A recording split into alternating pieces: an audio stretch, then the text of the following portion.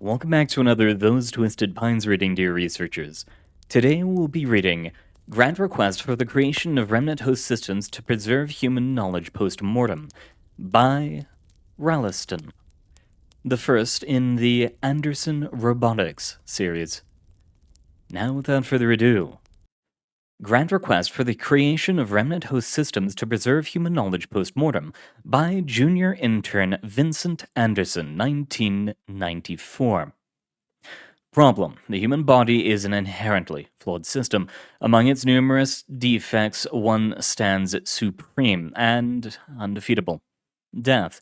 Although removing death from the human system entirely would be unwise, it shouldn't be argued that this phenomenon and loss of valuable information it actively causes hasn't been among the most significant causes of the slow rate of human progress. This issue has been bluntly felt here at Prometheus. Despite our best attempts at preventing such occurrences, in 1911, following the mass and worldwide elimination of over 85% of the Fae population, the loss of Dr. Shanahan Ryan, who had previously pioneered numerous world-changing technologies and compounds, and his research team had been a direct hit for the organization. The unfortunate reality is that no matter how hard we can attempt to predict every catastrophic event that can occur, this is simply impossible. Throughout human history, most scientific organizations that concern themselves with the advancement of the human race have attempted to combat this issue. Despite their numerous attempts, however, ranging from utilizing thaumaturgy to severely prolonging one's life in rare cases to cybernetic modifications, all of them have invariably failed in this battle. In the past, Prometheus has similarly attempted to find a biological solution. This resulted in the successful completion of parts of Project Samsara and the creation of a few highly profitable paraprosthetic models. While these projects did indeed yield satisfying results in the field of human body enhancement, they only fixed the symptoms of the problem, rather than eliminating the issue itself outright.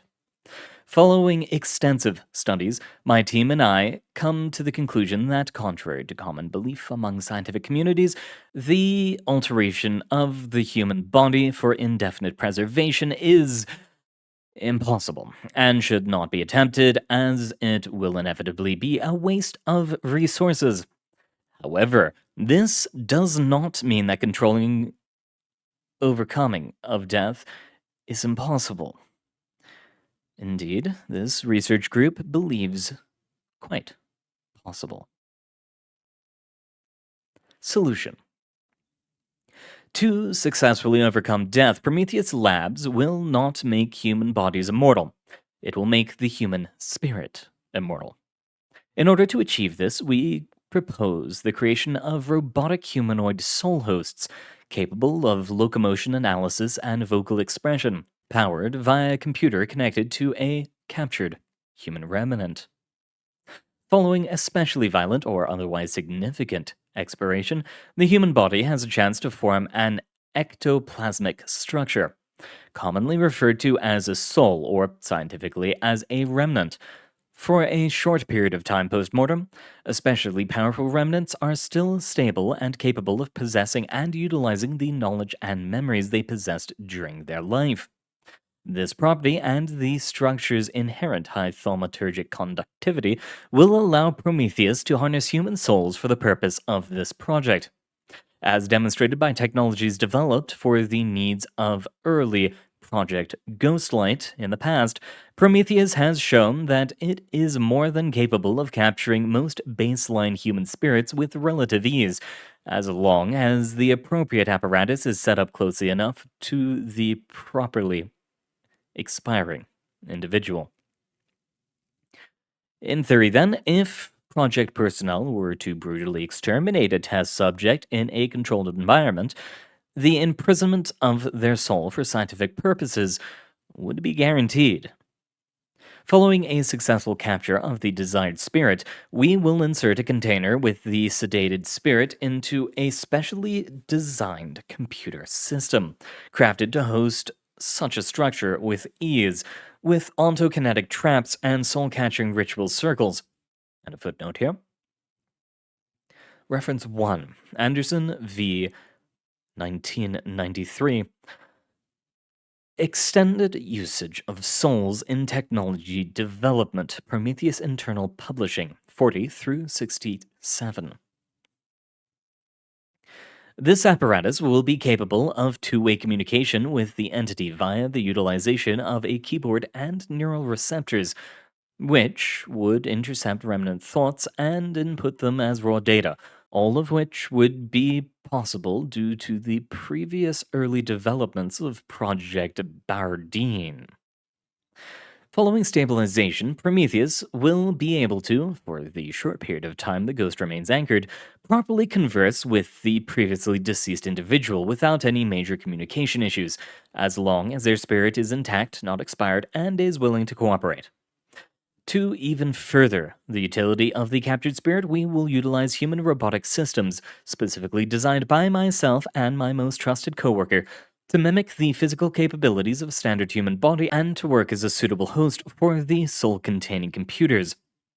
Wiring up all the data outputs obtained by the neuroreceptors into appropriate parts of the new body, the anchored soul will be able to freely utilize its new corpus and partake in locomotion, direct vocal communication with relative ease, and even further research.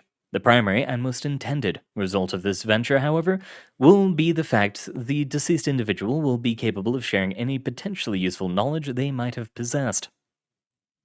However, to prevent accidental possession of random objects or individuals that are not part of the remnant's body by the soul, special procedures will be required. This will be achieved by thaumic rituals that will limit the specter's area of effect solely to the robotic host, executed via the usage of Everhart resonators, which are capable of turning electricity into vital energy. And a footnote here. Reference 2. Everhart J. 1946. Using nuclear magnetic resonance to generate EVE. Journal of Unified Thaumatology. 57 through 60. This energy would, in turn, be utilized by special machinery. And two footnotes here. The first is reference 3. Farrier S. 1952. Applying the Everhart conversions to electron spin resonance. Journal of Unified Thaumatology, 75 through 80. And the second footnote is reference 4, Graham A. 1982, a theoretical basis for machine thaumaturgy. Journal of Unified Thaumatology, 16.7 through 17.5. To form automated and remotely controlled exorcistic rituals that would de facto banish the soul from its environment without the need for human intervention. Although this process is presumed to be extremely painful for the soul, nearby persons should not be worried. The usage of sound muffling rituals will personally ensure this will not be a nuisance to any bystanders. Business case. Due to the universal nature of death, most every single individual that can afford the system would most likely wish to obtain it to remain alive for a few more months before their soul dissipates. This fact, combined with the large number of Prometheus clientele possessing enough monetary resources, should already take care of the client requirements. However, due to the system's extreme expected cost, the organization predicts its main customers to only be extremely wealthy individuals.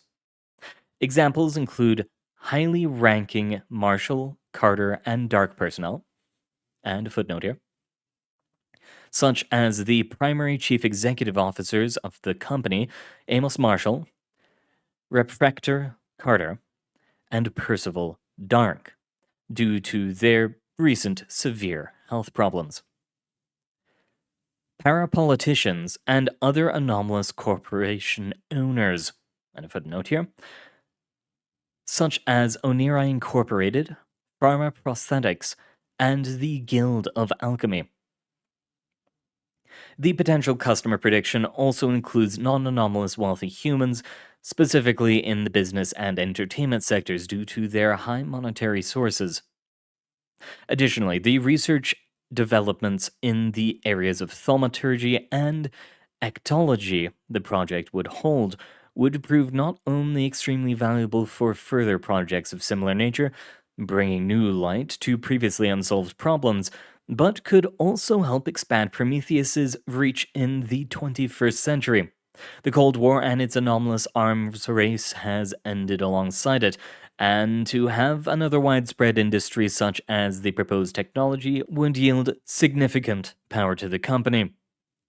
Noteworthy is also the fact that this information, excluding its applications for the creation of the proposed systems, would be further sold to normalcy organizations such as the Global Occult Coalition, the Unusual Incidents Unit, or the SCP Foundation.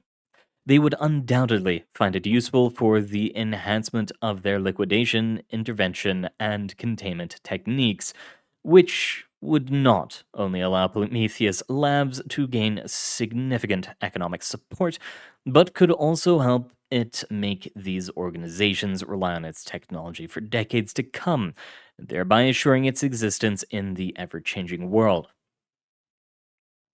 Use of funding. A majority of the necessary funding would be used on the enhancement of already available ectological research regarding the application of the human souls and their interactions with cybernetic systems and prolonged exposure to thaumaturgy. Even with my team and I's expertise in the matter, this is still estimated to cost approximately $2 million and will most likely take 60 weeks to complete. However, should one of the potential problems outlined in further parts of the proposal prove to be true, additional research costing approximately 500,000 and taking 20 weeks would be necessary. The rest of the necessary funding will otherwise be utilized for the construction of additional submachines that would enable us to undergo this project along with the development of computer-operated humanoid bodies. The sum cost of which is approximated to be 500,000. An additional sum of 400,000 may be required to cover potential risk factors such as the loss of personnel and or clients during remnant capture tests, making the overall estimated cost of this project to be within the range of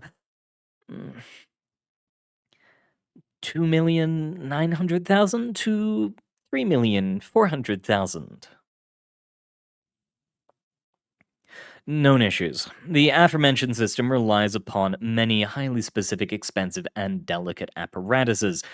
As a result, its maintained operation would not only be extremely costly, but would also be entirely reliant on many near uncontrollable factors that unfortunately cannot be reasonably accounted for within the first attempts. However, the largest issue that a potential research team could come across stems from the lack of research in the field of ectology in regards to cybernetic and robotic entities. It is currently unknown which exact traits, if any, contribute to the creation of a soul and its excretion post-mortem. It is not understood whether the possession of a spirit is exclusive only to humans, biological beings, or all beings regardless of respective traits. Whilst data obtained from Project Bardeen heavily suggests that artificial intelligences and machines possess neither sapiency nor a soul, this conclusion is contradicted by that of Project Kalki, which suggests that the digital and artificial are fully capable of possessing a spiritual existence of their own. As a result, a scientific consensus has not been drawn on the matter. This lack of understanding, it turns, forms a potential point of contention that could arise during the implementation of the human soul into the artificial body. Should AIs and or machines prove to indeed possess a remnant of their own, the implementation of the specter in such a way that would not damage it and its memory would effectively be impossible. Ethical quandaries arising from the creation of soul gestalts aside, the mixture of two different souls would inevitably lead to the destruction of logic and reason that are so crucial for the remnant to properly preserve its knowledge and fulfill the goals of the project. Another potential problem also arises from a lack of understanding of how exactly a soul operates. It is unknown whether artificially bound remnants can or cannot utilize the pain and energy of their presence on Earth to create an artificial afterlife for themselves, freeing themselves from the agony in the process. Although this is extremely unlikely, a few hypothetical models, and a footnote here, reference 5, Wilson D. 1989, A Self-Made Hell, Prometheus Internal Publishing, 20 through 34, do indeed suggest such a possibility. As such, its mention in this document has been deemed necessary. Declined. Project officially rejected. From David Wilson, Group Lead, to Vincent Anderson. Vincent, whilst I appreciate your enthusiasm and the truly impressive pace for a dear graduate at which you were able to craft this proposal, there are significant issues with the entire project. 1. There exist too many unknown factors that affect the chance of the entire project succeeding. In times like these, management cannot accept something as risky as this. 2. The tone. You really need to work on it. I know you are excited about your project and want to share your skills and knowledge with the rest of the world, but trust me, blathering about them in such a document is really not the way to go. 3. You cross-reference a lot of projects seemingly only for the sake of proving you are knowledgeable in internal Prometheus ongoings, rather than doing so only when their context is required. I personally do not find issue with this, but there are some that might, especially the CEO and their office. 4. You treat the idea of robotics having a soul as an afterthought, when it should be one of the primary focuses of the piece. Yes, we value science over feelings, but you can't just ignore any ethical problems. 5. The worst one, however, is that a lot of this is just if. Most of your project is too abstract to be applicable in reality, and it feels like an incomplete theory rather than a fully developed proposition. You dabble in barely researched fields and areas as if we know everything about them. From what we know so far, this is even impossible. Our soul extraction methods so far are faulty at best and soul destroying at worst. Give it a decade or two, because right now it feels like you are jumping into the deep water just for the sake of doing so. Your first grant request doesn't need to be some revolutionary thing, like you seem to try to constantly prove to everyone you can create. Just give yourself some time. Another thing is that you know how scarce our monetary resources are right now. Management is trying to pump everything into the train so that we can finally make a net profit and develop in this difficult decade. And they simply cannot waste money on unsure gains like these. We're no longer an engine weapon company because the world just doesn't need them anymore. And we have to somehow transition into a new state of being, or we will literally fall apart. This just isn't a time to take risks. Plus, between us, I'm pretty sure MC&D wouldn't be happy their little scientists spent time on everything but their top priority project they themselves personally funded and requested. And we can't throw down their offer. Not in times like these. Due to the issues outlined above, I've rejected your project. Please feel free to reach out to me again. when you worked a little more on it. I'm sure that, if you just gave yourself enough time, this will turn into a respectable first grant request you can be proud of. Alternately, you can join the Trained Research Group if you're looking for some quick experience. I'm sure they could use some more hands on board. Regards, Ectology and Thaumatology Group Lead, Professor David Wilson. From Vincent Anderson to David Wilson, Group Lead. With all due respect, sir, I find the implications. You cannot trust my experience, and calling my obviously well-researched project just an if almost insulting. You should first look at your own failing team before you call the plans of others unreliable.